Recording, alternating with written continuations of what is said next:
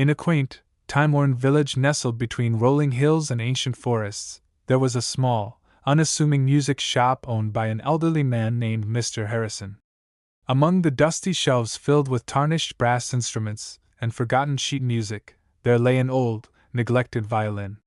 This violin, with its cracked body and broken strings, had once been the pride of its owner, a young prodigy named Eliza. Eliza had been the heart and soul of the village. Her music brought life to the community, filling every corner with joy and warmth. But one fateful night, a terrible storm swept through the village, causing a tragic accident that took Eliza away from the world.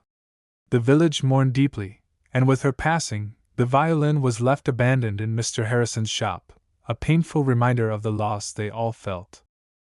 One cold winter evening, a young boy named Sam wandered into the shop. Sam was new to the village, having moved there with his family after his father's sudden passing. He was a quiet, introspective child, carrying the weight of grief and change on his small shoulders. Drawn by an inexplicable feeling, he found himself in front of the old violin.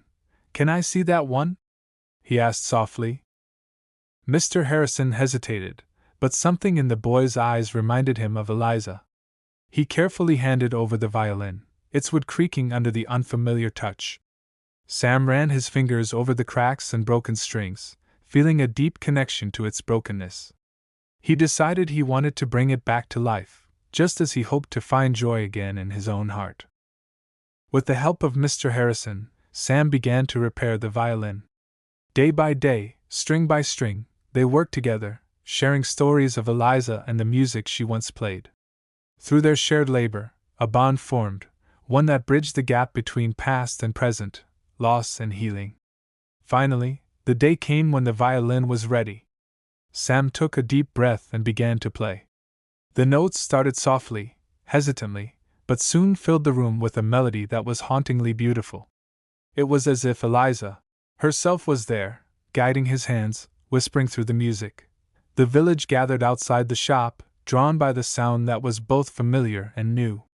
Tears filled their eyes as they recognized the spirit of Eliza's music reborn through Sam. In that moment, the brokenness of the past melded with the promise of the future, and the village felt a healing that had been long overdue. The violin, once forgotten and broken, now sang again. Heart of the village, the music of Eliza lived on, carried by the hands of a boy who understood the true essence of its broken strings.